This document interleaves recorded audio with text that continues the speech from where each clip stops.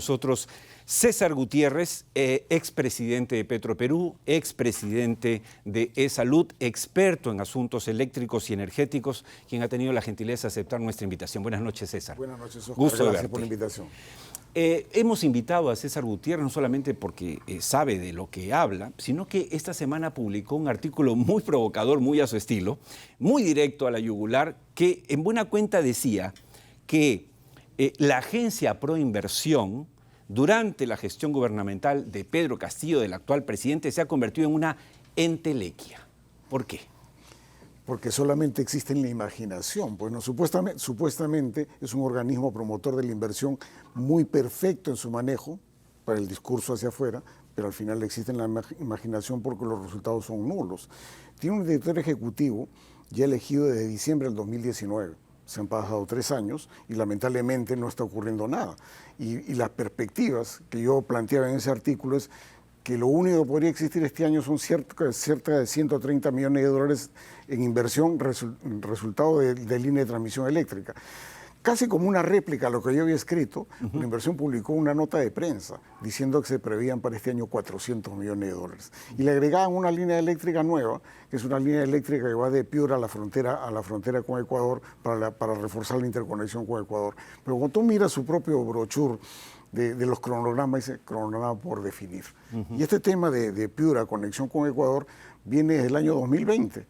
Y ahora con fecha indefinida, otorgamiento de Buenapro. Como también está con fecha indefinida, y no indica para qué día estaría, la apertura de sobres de esta promoción de inversión por 130 millones de dólares en la línea de transmisión que yo decía, que son líneas de transmisión en Ica y en Cajamarca. Entonces, Amazonas y Cajamarca, en las 3 regiones. Y entonces, ¿qué suman estos 130 millones? 130 millones de dólares. Entonces yo creo que probablemente, y dependerá mucho cómo se maneja por inversión, empujados del Ministerio de Economía, porque el Ministerio de Economía es el que preside por inversión y está acompañado también por otros ministros de Estado, como de Transporte y Comunicaciones, como Vivienda. Dependerá de qué tanto puedan empujar y hacer realidad las expectativas, ¿no? Aquello que se programan.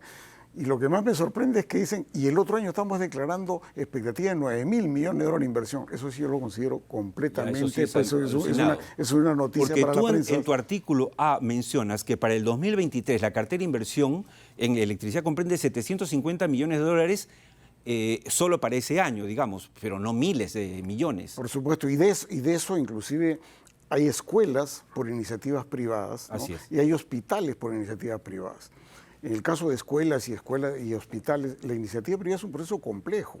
En preinversión demora 8 o 9 años y eso ni se han iniciado. Entonces yo no veo ninguna posibilidad. Lo único que podrían otorgar esos 750 son algunas líneas eléctricas que ya tienen un mecanismo y que ya existen empresas extranjeras en el Perú que están acostumbradas a lidiar con el tema de las servidumbres y la construcción y ya operan y ya conocen. Claro, eso es lo único que podría bien. Claro, si uno ve el papel se entusiasma al ver que en colegios para el próximo año se habla de una inversión de 595 millones de dólares, ¿no? Entonces uno dice, wow, qué bien está el gobierno de Castillo, pero tú nos dices, nos bajas a la tierra y nos dices, bueno, eso para que funcione puede demorar 3, 4, 5, 6 años, porque no es que el Estado invierte esa plata, sino es público-privada. Sí, o sea, tiene un privado, tiene una iniciativa con cofinanciamiento estatal. Pero eso significa los lugares, el mecanismo, la forma del colegio, es una interacción permanente con el Ministerio de Educación que tendría que ser muy proactivo. El Ministerio de Educación no conoce en lo absoluto de construcciones de tipo. Y en las idas y vueltas de las comunicaciones, pues va a demorar tiempo. Yo en ese mismo artículo resaltaba, por ejemplo, el anillo vial periférico, que lo obviaba, que dice que es 2.300 millones de dólares y te aparte los 9.000 que se anunció por el otro año. Eso lleva 9 años. Y no aterriza. Entonces, hace 9 años que se está hablando de eso. Hace 9 años que ha empezado la iniciativa privada. Y esto es una iniciativa privada con recursos de una empresa española muy conocida en el sector, que se llama Ferrovial. Entonces, ellos tienen en el mundo cerca de 16.000 millones de dólares en obras similares, pero acá no pueden estructurar un proyecto de 2.300 porque Proinversión no funciona. No, pero además, para ser justos, estás hablando de hace años, quiere decir que no estás hablando de este gobierno en este caso, estás hablando de desde los finales de Ollanta, PPK, ¿no es cierto?, Vizcarra, etcétera, pero ahora la cosa, claro, se pone peor porque ya no sabes con quién hablar, porque cada día te cambian al ministro o al viceministro, entonces ya resulta casi imposible poder avanzar. Claro, ahí hay los problemas de carácter técnico y eso es lo que no ha dado resultado en los últimos 9 años, pero a eso ahora le sumas la desconfianza. O sea, imagina, de 2.300 probablemente es una cifra muy pequeña para lo que piensan hacer, son 33 kilómetros de, digamos, de pistas. Pero si a eso le preguntas, ¿tendrías tú confianza en invertir 2.300 millones de dólares suponiendo que la Florida fuera cierta en un gobierno en estas condiciones? No, la respuesta va a ser no. Claro. Más en los problemas técnicos tienen los problemas de naturaleza política por la desconfianza que genera el gobierno. Claro, claro. Ahora, entonces, según tú, ¿tenemos un preinversión que está pintado en la pared? Sí. ¿Hay alguna posibilidad? Pero tú lanzas un ojalá, Dios mío, porque lo que dices es ojalá Kurt Burneo puede hacer algo. ¿Tú crees que realmente es una especie, ya que iniciaste con fútbol, es una especie de lo que dice el Cuto Guadalupe, tengamos fe, ¿no? Sí, sí. Es un poco ese tipo de cosas. Pero yo lo veo muy difícil, Oscar, por lo siguiente. Si bien es cierto, Kurt Burneo preside Proinversión como Ministerio de Economía y Finanzas, tiene otro ministro de Estado ahí, entre ellos el ministro de Transportes y tiene el ministro de Vivienda y Construcción. Va a poder consensuar con ellos. Además, cuestionadísimos. Muy cuestionados y va a haber relevos muy pronto, Sí, probablemente por censuras. Y la pregunta es, ¿va a poder consensuar con ellos una direccionalidad para generar la confianza suficiente para los proyectos? Yo creo que la respuesta es no. Yo creo que mi ojalá se ha ido disipando completamente luego las acusaciones que tienen estos ministros. Entonces yo no veo ninguna posibilidad por ahí. Pero en inversión también viene el tema de cómo se comporta el FONAFE, porque el FONAFE, que es la gran holding estatal que maneja 35 empresas, para poder manejar apropiadamente eso y coordinar con Proinversión, porque viene mucha información técnica de estas empresas para estos procesos, el FONAFE también participa no solo el ministro de Economía que la preside, sino participa el Premier, participa el ministro de Transportes, participa el ministro de Vivienda, y la pregunta es, ¿con eso se va a poder hacer algo? ¿Se va a poder llegar a un consenso para dar una direccionalidad y confianza? La respuesta es no. Yo creo que ese ojalá, para mí a estas alturas se ha disipado. Por más buena voluntad que tenga Kurt Burneo, yo no creo que pueda llegar a buen puerto. Y es muy probable que aquello que se ha programado para este año, que ya faltan solamente 4 meses, se pueda realizar. Yo creo que van a terminar con lo poco que han hecho este año, que son 80 millones de dólares. En una institución que cuesta 160 millones de soles de presupuesto al año. Entonces, yo creo que es demasiado gasto para pocos resultados. Ahora, en las semanas anteriores en este programa, que entiendo tú sigues también, César, hemos hablado, porque así son las cosas, de que, por ejemplo, en diarios tan serios como Gestión, se informa permanentemente de que las grandes empresas del Perú, los bancos, están presentando superávit, y entonces uno dice, pero total, ¿estamos realmente mal o estamos bien? Entonces, ¿cómo se explican esos superávit?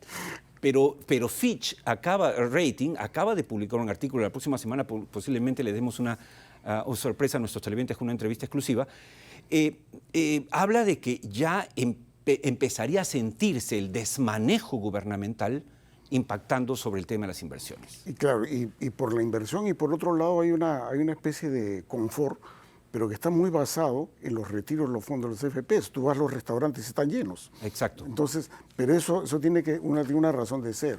Esa razón tiene que hay liquidez en los bolsillos, no porque el gobierno haya soltado de la caja fiscal, sino son los propios recursos, y eso se va a acabar este año. Y por otro lado, el reactiva, de la cual solamente se ha pagado la mitad y se ha pateado la deuda para muchos plazos largos, muy extensos los plazos. Yo creo que eso está dando una sensación de bienestar que en el fondo no es tal. Por eso Fitch Rating es la calificadora que todavía mantiene el Perú en grado de inversión. El grado de inversión existen 3 escalones y está en el último escalón y hay 3 posiciones, está en la última, el límite, es como quien dice, ahorita lo bajo a segunda división. Y eso significaría pasar a grado especulativo, en el cual todos los bonos que han colocado por definición se denominan bonos basura. Suben los intereses, o sea, se puede agudizar la recesión. Si la próxima semana tu entrevista de Fitch Rating nos dice que es inminente una baja de calificación, nos pasamos con un gran problema con todos los bonos colocados, más aún que se ha anunciado más colocación para finalizar el presupuesto público del año 2023. Situación difícil, situación difícil en un momento que el ministro de Economía dice apostemos por la inversión pública. Bueno, la lógica sí, pues invertimos en inversión pública porque eso dinamiza de cierta forma parte del sector privado local. Pero la pregunta es, ¿qué significa inversión pública? Los gobiernos regionales y locales que están de ida, que ya tienen 2 o 3 meses, y los que ingresen el próximo año recién van a aprender. Los primeros meses, claro, no hacen nada. Y los ministerios, que solamente tienen 50% de ejecución, ¿hay la gente apropiada para que la inversión pública se desarrolle? La respuesta es no. Entonces creo que su apuesta por la inversión pública tampoco va a funcionar. Y sus propias predicciones, que dijo que el crecimiento iba a ser 2.4%, probablemente ocurra a pesar de que ha habido bancas que han indicado que es alrededor del 3%, pero su apuesta por la inversión pública creo que no va a funcionar, no porque él no lo quiera, sino porque hay ministerios que sencillamente no tienen capacidad de ejecución por el personal que tienen. 2 últimas preguntas antes que nos gane el tiempo. Decía en la presentación que ha sido presidente de Petroperú y ha sido presidente de Salud. Por favor, tu opinión sobre lo que está pasando hoy en Petroperú, cómo lo ves, y también sobre Salud. Mira, en Petro están tratando de recuperar confianza. El tema de que no se presentaron los estados financieros oportunamente generó mucha desconfianza, pero preocupa que, si bien es cierto se había anunciado para fines del mes de agosto la entrega de estados financieros, han pedido una prórroga al auditor. No vaya a ser que los estados financieros que dan superávit vayan a terminar en déficit, lo del año pasado. Ya ha ocurrido eso en Petroperú en el año 2015. Y por otro lado, por Salud, yo la verdad veo un servicio desastroso. Terrible. Y por otro lado, en Salud se anuncian vía preinversión y iniciativas privadas. Eso. Yo no veo por ningún lado preocupación por eso. Exacto. Yo creo que veo una gran preocupación por rotación de personal, a quién pongo, a quién saco, y es una preocupación de una coordinación permanente con Palacio, que parece que lo único que les interesa es quién está en el cargo, ¿no? Claro, y no solo no hay preocupación, César, no hay gente, no hay gerencia, no hay gente calificada, y eso sí es, digamos, una de las peores fallas de este régimen, por lo cual muchos estamos preocupados. Te agradezco mucho el haber aceptado. Una cosa final, nomás, Oscar, sobre eso.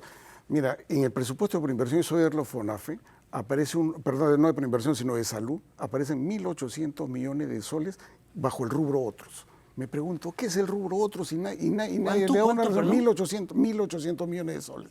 Y nadie da razón. Tú miras la página web y aparece como otros. Sería bueno que aclare de Salud de qué se trata eso y que el FONAFE y el Ministerio de Economía que preside el FONAFE le exija una explicación de Salud, porque parece demasiado dinero para no hacer nada como está ocurriendo actualmente. Totalmente, es de terror. Vamos definitivamente nosotros a hacer nuestra tarea, porque lo que acabas de denunciar es sinceramente muy preocupante. César, muchas gracias. Gracias a ti. Nos has dado luces. Claro, no hemos terminado, digamos, la conversación no termina con un final feliz como el partido de hoy para los que somos hinchas de la U, pero hay que decir las cosas, hay que decir lo que está mal para mejorar. No todo es discurso de vacancia, hay discurso de gestión que tampoco se está haciendo y hay que dar luces por donde va la gestión. Exacto. Gracias, César. Muchas gracias.